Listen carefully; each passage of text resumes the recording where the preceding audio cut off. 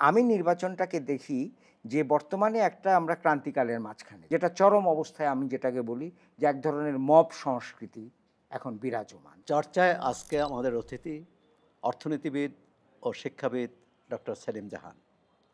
সেলিম জাহান, আপনাকে স্বাগত। প্রথমেই জানতে চাই, ২৪-এর গণঅভ্যুত্থানের অন্যতম লক্ষ্য ছিল রাষ্ট্র সংস্কার।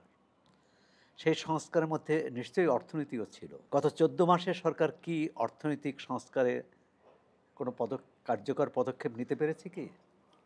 রাষ্ট্র সংস্কার বিরাট বিষয়। তার মধ্যে আমি অর্থনৈতিক সংস্কার নিয়েই কথা বলি। তো ৩ টে কথা প্রথমেই বলা দরকার। সেটা হচ্ছে যে আমরা সাধারণ মানুষেরা জানি যে মেরামত আর সংস্কার এক জিনিস নয়। মেরামত মানে হচ্ছে কোনো একটা ছোটোখাটো ব্যাপারকে ঠিকঠাক করে নেয়া। আর সংস্কার হচ্ছে যে একেবারে খোল নলচে বদলে কাঠামোগত একটা পরিবর্তন। মানে গাড়ি মেরামতের মতো নয়। একদমই তাই, বা ছাদ মেরামতের মতো নয়। তো এখানে কিন্তু একটা বিভ্রান্তি প্রথমেই ছিল, ১। আর ২ নম্বর হচ্ছে যে সংস্কারের একটা সময়সীমা থাকে। কর্মপরিধিও থাকে, সময়সীমাও থাকে। যেমন তাৎক্ষণিক কি প্রয়োজন সংস্কারের, স্বল্পমেয়াদী, দীর্ঘমেয়াদী। স্বল্পমেয়াদী কি আছে, দীর্ঘমেয়াদী কি আছে, মধ্যমেয়াদী কি আছে। তো এই ব্যাপারটিও কিন্তু গুলিয়ে গেছে তখন। কোনটি তাৎক্ষণিক, কোনটি তখন করতে হবে, কোনটি দীর্ঘমেয়াদী, সেইটার ঠিক এক ধরনের আমি যেটাকে বললাম মূল্যায়ন করা হয়নি, এবং যার জন্যে অঙ্গীকার হয়তো ছিল কিন্তু অগ্রাধিকার নির্ধারণ করা হয়নি সংস্কারের। আর তৃতীয়, অনেকের মনে তখন এই প্রশ্ন জেগেছে বা অনেকেই বলতে চেয়েছেন যে সংস্কার যেটা করতে হবে সেটা অন্তর্বর্তীকালীন সরকারের সময়সীমার মধ্যে করতে হবে। তো তার মানে হচ্ছে যে অন্তর্বর্তীকালীন সরকারের পরে যদি কোনো নির্বাচিত সরকার আসেন, যারাই আসুক না কেন, তাদের কাছে তাদের করণীয় প্রতি থাকবে না। তাদের তাদের প্রতি আমাদের আস্থা নেই। তাই। সুতরাং তাদের প্রতি একটা আস্থাহীনতা আছে। তো এই প্রেক্ষিতে রেখে যদি আমরা আপনার প্রশ্নে আমরা যদি ফেরত যাই, তাহলে দেখতে হবে যে সংস্কার কোনো কোনো ক্ষেত্রে হয়েছে, এটা অস্বীকার করার কোনো উপায় নেই। যেমন আমি যদি বলি যে আর্থিক খাতে কিছু কিছু সংস্কার, কিছু কিছু পরিবর্তন হয়েছে। ব্যাংকের পরিচালনা পর্ষদে সংস্কার হয়েছে, মুদ্রানীতিতে সংস্কার হয়েছে, বাইরে থেকে যে শ্রমের যে আয় সেটার আসার ব্যাপারে সংস্কার হয়েছে ইত্যাদি। কিন্তু আমরা যদি কাঠামোগত পরিবর্তনের কথা বলি, তাহলে দেখব যে সেইখানে কিন্তু সংস্কার যেটা বলা চলে যে কাঠামোগত পরিবর্তন খোল নলচে বদলে দেওয়া, সেটা কিন্তু হয়নি। যেমন একটা খুব প্রয়োজন ছিল যে আর্থিক বা অর্থনৈতিক একটা আস্থা জনমনে ফিরিয়ে নিয়ে আসা, হয়নি।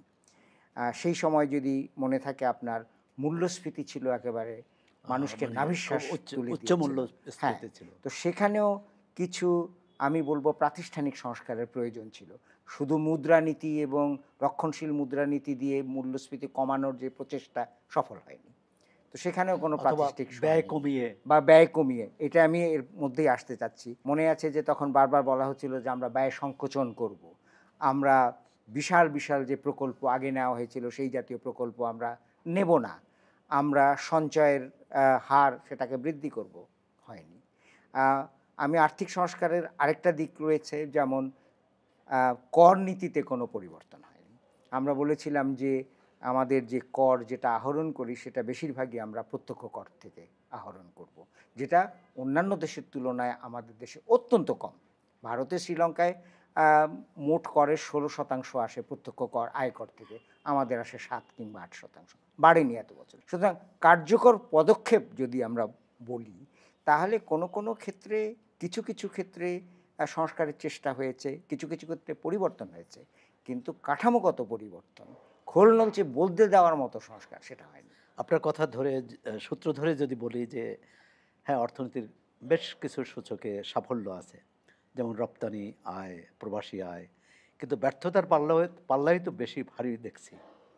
বিশ্বব্যাংকের হিসাব অনুযায়ী দারিদ্র্যের হার ২১% পৌঁছেছে, যেটি ১৮ ছিল। অন্যদিকে বেকারত্ব বেড়েছে, বিনিয়োগ আসেনি প্রায় বলতে গেলে। বিষয়টি কীভাবে দেখছেন? যেমন একটা কথা আমি সবসময় বলি যে অবস্থা আরও খারাপ হতে পারত, কিন্তু অধোগতিটাকে রোধ করা গেছে সত্যিকার অর্থে। এবং আমরা যেটা বলে থাকি যে শ্রম থেকে বাইরের যে শ্রমিকের যে আয় সেটা বেড়েছে, রপ্তানি মোটামুটিভাবে স্থিতিশীল হয়েছে, যদিও সেখানে ওঠানামা রয়েছে। আমরা বৈদেশিক মুদ্রার বিনিময় হারটা মোটামুটিভাবে স্থিতিশীল। প্রবাসী আয় বাড়ার পেছনে কি হুন্ডির বা অবৈধ লেনদেন বা পাচার কমার কোনো সম্পর্ক আছে কিনা? নিশ্চয়ই সম্পর্ক আছে, কারণ ব্যাপার হচ্ছে যে যে মুহূর্তে যারা প্রবাস থেকে অর্থ পাঠান, মনে রাখতে হবে যে তারা অসম্ভব রকমের শিক্ষিত কোনো মানুষ নন। তারা সাধারণ নিয়মে পাঠাতে চেষ্টা করেন, ব্যাংকের মাধ্যমে কিংবা আর্থিক প্রতিষ্ঠানের মাধ্যমে।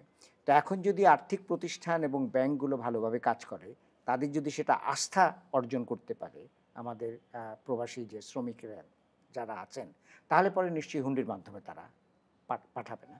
সুতরাং বৈদেশিক আয় সেই সমস্ত কারণে বৃদ্ধি পেয়েছে। এগুলোকে আমি মনে করি যে হ্যাঁ, নিশ্চয়ই সফল।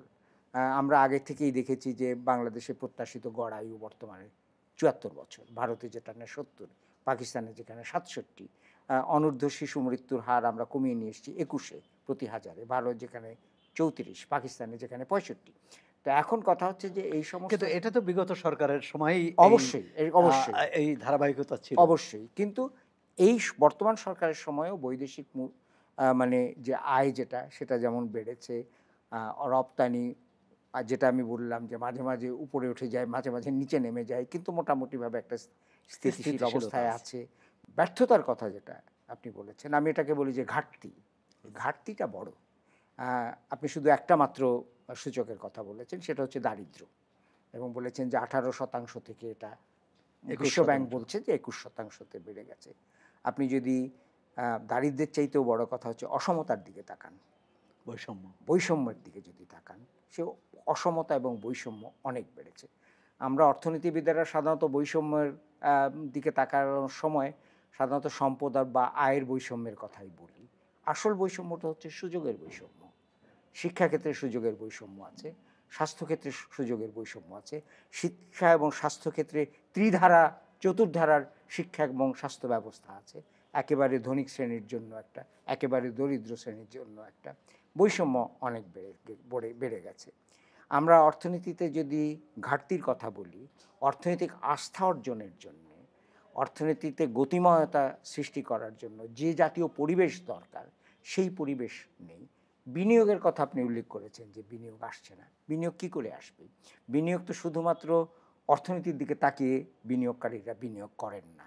তারা বিনিয়োগ করেন সেখানে আইন শৃঙ্খলা পরিস্থিতি কী রকমের আছে, সেখানে প্রশাসনিক কাঠামো কতখানি শক্ত বা সবল, তার উপরে বিনিয়োগ করেন।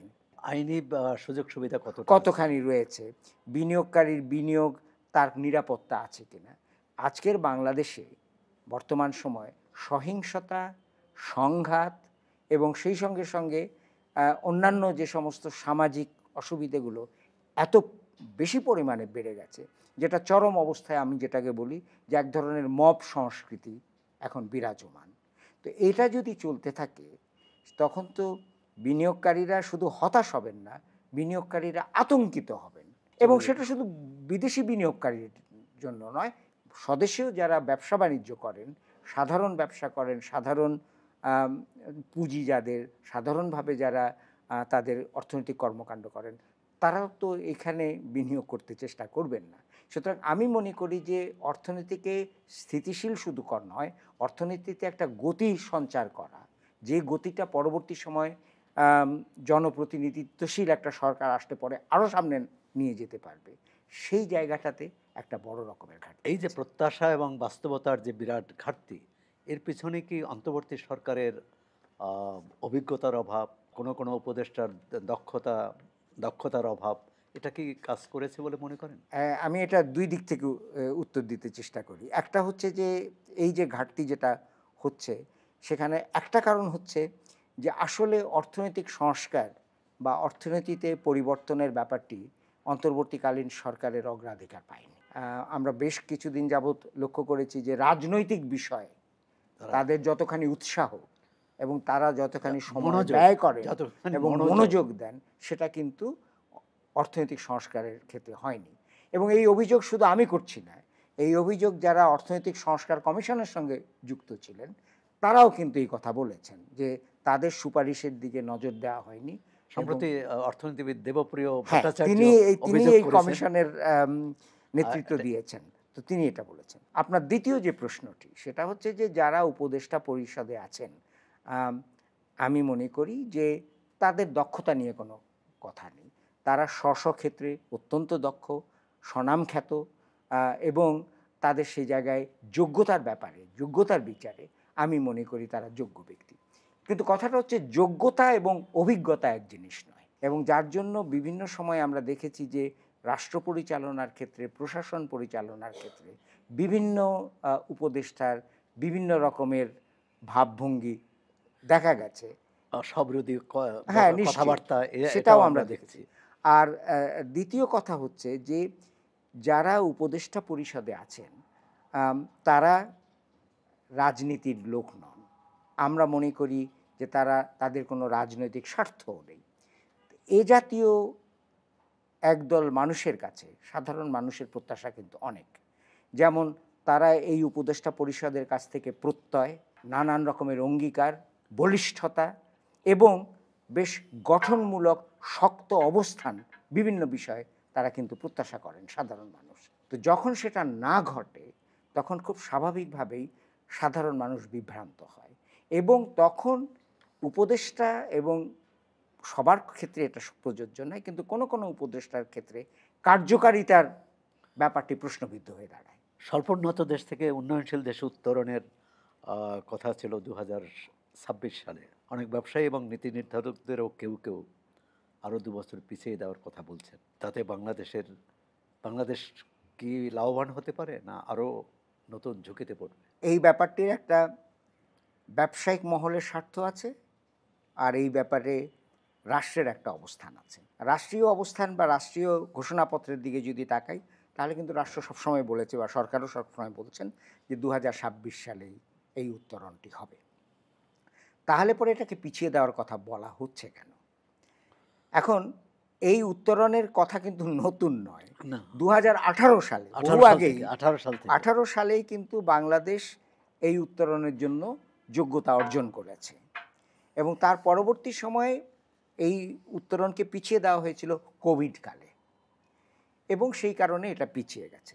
এখন 18 সালের থেকে যদি 25 সালে, এই 7 বছরে যারা যুক্তি দেখান যে এখন উত্তরণ হলে পরে আমাদের শ্রমিকদের দক্ষতা বাড়বে না, আমাদের উৎপাদনশীলতা সেই জায়গায় নেই, প্রতিযোগিতামূলক বাজারে বাংলাদেশ অন্যান্য রাষ্ট্রের সঙ্গে প্রতিযোগিতা করতে পারবে না, তো এই গত 8-9 বছরে যদি না করে, তাহলে পরে আগামী 2 বছরে এই সময়টা দিলে পরে করবে, যে বাংলাদেশ এগুলো অর্জন করবে, তার নিশ্চয়তা কি আছে?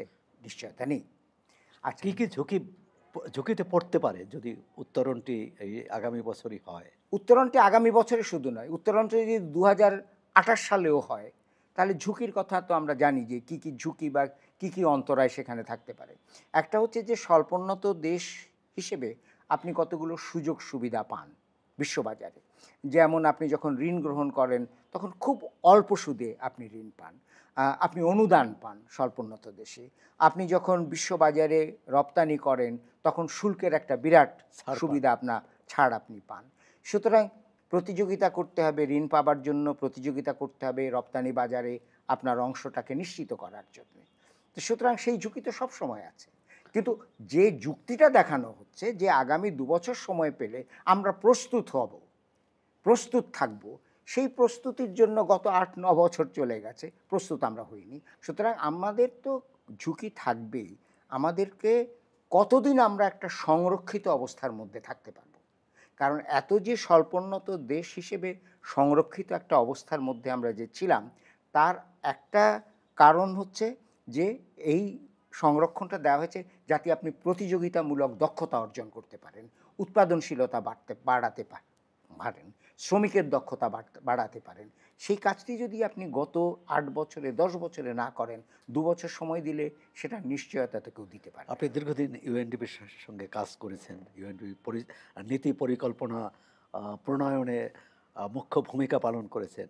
সেই অভিজ্ঞতা থেকে বলবেন যে বাংলাদেশের বর্তমান অর্থনীতির শক্তি এবং দুর্বলতা কোথায়? আমি মনে করি যে বাংলাদেশের অর্থনীতির শক্তি 3টি। একটি হচ্ছে বাংলাদেশের মানুষের সৃজনশীলতা, সৃষ্টিশীলতা এবং সংযম্যতা। সংযম্যতার ইংরেজি হচ্ছে রেজিলিয়েন্স। তো সুতরাং এটা একটা বড় শক্তি, এটা যে কোনো দেশের যে কোনো জনগোষ্ঠীর জন্যই একটা বড় শক্তি। সুতরাং যত রকমের দুর্যোগই আসুক না কেন, যত রকমের দুঃসময়ে আসুক না কেন, বাংলাদেশের মানুষ টিকে থাকে, বেঁচে থাকে, সামনে এগিয়ে যায়। এটা একটা বড় রকমের শক্তি। দ্বিতীয়ত আমি মনে করি যে বাংলাদেশের এই যে উদ্ভাবনশীল আমরা একটা জাতি, এটা দিয়ে কিন্তু আমরা কতগুলো কাজ করেছি, যেই কাজের মাধ্যমে আমরা বিশ্বের অর্থনীতিকে আমরা প্রতিষ্ঠিত করতে পেরেছি। আপনি ভাবতে পারেন যে ৮০-র দশকে যে মানুষগুলো বাংলাদেশ থেকে মধ্যপ্রাচ্যে শ্রমিক হিসেবে গেছে, তাদের বহু মানুষই কখনো গ্রামের বাইরে যায়নি। তো এই যে স্বল্প শিক্ষিত মানুষেরা মধ্যপ্রাচ্যে গিয়ে তারা যান পানি করে দিয়ে যে অর্থ পাঠিয়েছে বাংলাদেশের, আমাদের বৈদেশিক মুদ্রার সেটা একটা বিরাট অংশ। ৮০-র দশকে ৯০-এর দশকে পোশাক শিল্পের যে অগ্রগতি, সেখানে হয়তো বিনিয়োগ করেছেন শিল্পপতিরা, কিন্তু যারা কাজ করেছেন তারা হচ্ছেন আমাদের গ্রামের, শহরতলির, শহরের স্বল্প শিক্ষিত মেয়েরা। তো সুতরাং সেখান থেকে আজকে আমাদের বিরাট যে রপ্তানি আয় সেটা আমরা করেছি। সুতরাং আমি মনে করি যে এটা আমাদের একটা শক্তি, যে নতুন কিছু এনে, নতুন কিছু ভেবে আমরা যে কাজটি করতে পারি, সেটা থেকে আমার মনে হয় যে এটার একটা বড় শক্তি। আমাদের দুর্বলতা হচ্ছে যে অর্থনৈতিক উন্নয়ন শুধুমাত্র শূন্য থেকে হয় না। অর্থনৈতিক উন্নয়নের জন্য একটা রাজনৈতিক পরিবেষ্টনা দরকার, একটা পরিবেশগত মানে ইতিবাচক পরিবেশ দরকার। সেই রাজনৈতিক একটা পরিবেষ্টন এবং ইতিবাচক একটা পরিবেশ আমরা তো গড়ে তুলতে পারিনি। বরং আমি মনে করি যে যে পরিবেশটি ছিল, যেটা বিনিয়োগকে, আমাদের উৎপাদনকে সামনে এগিয়ে নিয়ে যেতে পারত, সেইটা আরও নষ্ট হয়েছে। এখন এমন একটা শঙ্কার মধ্যে আমরা আছি, এমন একটা হতাশার মধ্যে আমরা আছি, এমন একটা অনিশ্চয়তার মধ্যে আছি, এমন একটা সহিংস সমাজের মধ্যে আমরা আছি, যে যেখানে স্বাভাবিক কাজকর্ম, অর্থনৈতিক ক্রিয়াকাণ্ড হতে পারে না, তাই না? আপনি বলেছেন যে আমাদের জাতি, মানে জাতি, আমাদের এই জনগোষ্ঠী সৃজনশীল, উদ্যমী এবং বলিষ্ঠ শক্তির অধিকারী, কিন্তু আমাদের রাজনৈতিক নেতৃত্ব কি সেই ধারাবাহিকতা রক্ষা করতে পেরেছে? আমাদের, আপনি যদি বাংলাদেশের ৩টি ধারার কথা চিন্তা করেন, একটা হচ্ছে অর্থনৈতিক ধারা, একটা হচ্ছে সামাজিক ধারা, একটা হচ্ছে রাজনৈতিক ধারা। সাংস্কৃতিকটা আমি আপাতত বাদই দিলাম। তো অর্থনৈতিক ধারায় কিন্তু আমাদের যে এতক্ষণ আমরা যে আলোচনা করলাম, অনেক উন্নতি হয়েছে। একটা উন্নতির কথা আমাদের বারবারই বলতে হবে, সেটা হচ্ছে নারীর ক্ষমতায়ন এবং অর্থনৈতিক কর্মকাণ্ডের নারীর যে ভূমিকা, সেটা পুরুষের সহযোগিতা ছাড়াই হয়েছে, নীতির বাইরেও হয়েছে। তারা তাদের নিজস্বভাবে তারাই তাদের পথ করে নিয়েছেন। সুতরাং আমি মনে করি যে অর্থনৈতিক দিক থেকে উল্লেখযোগ্য অর্জন আমাদের আছে, ব্যর্থতা আছে, অন্তরায় আছে, কিন্তু উল্লেখযোগ্য অর্জন আছে।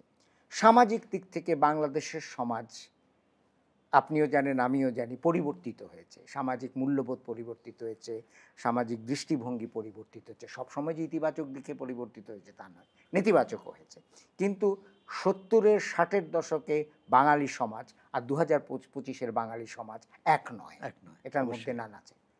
রাজনীতির ক্ষেত্রেই আমি দেখি যে রাজনৈতিক পরিবর্তন, বা আমি বলি যে রাজনৈতিক দিক থেকে আরও পরিপক্কতা অর্জন যেটা বলা হয়, সেই পরিপক্কতা অর্জন রাজনৈতিক প্রক্রিয়া করতে পারেনি।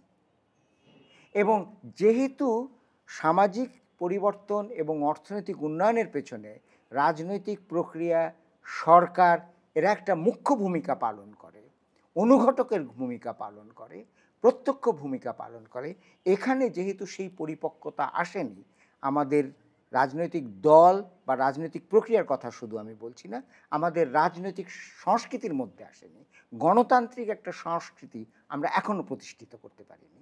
তো সেই জায়গাতে আমি মনে করি যে সেই 3টি ধারার বাকি দুটো ধারা আরও সামনে এগিয়ে যেতে পারত, আরও বেশি গতিময় হতে পারত, যদি এই রাজনৈতিক ধারাটের পরিপক্কতা আসতো। আগামী নির্বাচন কি কোনো, আপনি যে ধারার কথা বললেন যে পরিবর্তন আনতে পারেনি, আগামী নির্বাচন কি কোনো সেই ধারা এগিয়ে নেবে বলে মনে করেন? আমি মনে করি যে নির্বাচনটাকে আমরা কেন চাচ্ছি? আমরা কি মনে করি যে নির্বাচনের মাধ্যমে আমরা পুরো দেশকে আগামী ৫ বছরের মধ্যে একেবারে বদলে দেব? যদিও বহু রাজনৈতিক মানে দল বা নেতা বলছেন যে আমরা ৫ বছরের মধ্যে ১০ বছরের মধ্যে আমরা সিঙ্গাপুর করে ফেলব। আমি সেই দিক থেকে নির্বাচনটা দেখি না। আমি নির্বাচনটাকে দেখি যে বর্তমানে একটা আমরা ক্রান্তিকালের মাঝখানে যাচ্ছি। অন্তর্বর্তীকালীন একটা সরকার একটা স্থায়ী সরকার হতে পারে না। এটা একটা অন্তর্বর্তীকালীন অবস্থা। সুতরাং এটা থেকে স্বাভাবিক উত্তরণ হচ্ছে জনপ্রতিনিধিত্বমূলক একটা সরকার এবং একটা গণতান্ত্রিক প্রক্রিয়া এবং একটা গণতান্ত্রিক নির্বাচনের মধ্যে যদি এটা হয় সেটাই একটা বড় অর্জন। কারণ গণতন্ত্র আমাদের অর্থনীতিকে সবল করবে কিনা, আমাদের সমাজ পরিবর্তনকে সবল করবে কিনা, আমি মনে করি এটা গৌণ প্রশ্ন। গণতন্ত্র কোথায় তার অবদান রাখবে, কোন প্রক্রিয়াকে সবল করবে, সেটা গণতন্ত্রের জন্য বড় কথা নয়। গণতন্ত্রের অন্তর্নিহিত শক্তি হচ্ছে গণতন্ত্রের সবচেয়ে বড় শক্তি। গণতন্ত্রকে আমরা গণতন্ত্রের জন্য চাই, আমার অধিকারের জন্য চাই, মানবাধিকারের জন্য চাই। গণতন্ত্র প্রবৃদ্ধির হার ৩ থেকে ৫ বাড়াবে কিনা কিংবা ৭ বাড়াবে কিনা কিংবা দারিদ্র্যের হার ৫ থেকে ৩-এ নামিয়ে আনতে পারবে কিনা, এগুলো অত্যন্ত গৌণ প্রশ্ন। সুতরাং নির্বাচনকে আমি দেখি সেই গণতান্ত্রিক প্রক্রিয়ার একটা ধাপ হিসেবে, বড় ধাপ হিসেবে। কারণ সেখানে আমরা অনেক চড়াই উতরাই পার হয়ে এসেছি। আজকে ৫২ বছর পরেও যদি আমাদেরকে বলতে হয় যে আমরা একটা গণতান্ত্রিক সংস্কৃতি গড়ে তুলতে পারিনি, গণতান্ত্রিক একটা অব্যাহত ধারা গড়ে তুলতে পারিনি, তার চাইতে বড় একটা দুঃখ একটা জাতির জীবনে হতে পারে না। তো এই নির্বাচনটাকে আমি সেই দিক থেকে দেখি। আরেকটি ছোট্ট জিনিস টিকা যোগ করতে চাই যে বর্তমানে যে অস্থিরতা চলছে, বর্তমানে যে অনিশ্চয়তা চলছে, যেটা আমাদের অর্থনীতিকে, রাজনীতিকে, সমাজকে নানানভাবে নেতিবাচকভাবে প্রভাব ফেলছে, সেটা থেকে একটা উত্তরণের জন্য প্রয়োজন আছে। এবং যদি একটা জনপ্রতিনিধিত্বমূলক সরকার আসে, তাহলে পরে অন্ততপক্ষে মানুষ একটা স্বস্তির নিঃশ্বাস ফেলবে যে আমরা একটা অন্তর্বর্তীকালীন থেকে একটা জায়গায় গেছি যেখানে একটা স্থায়িত্ব আছে।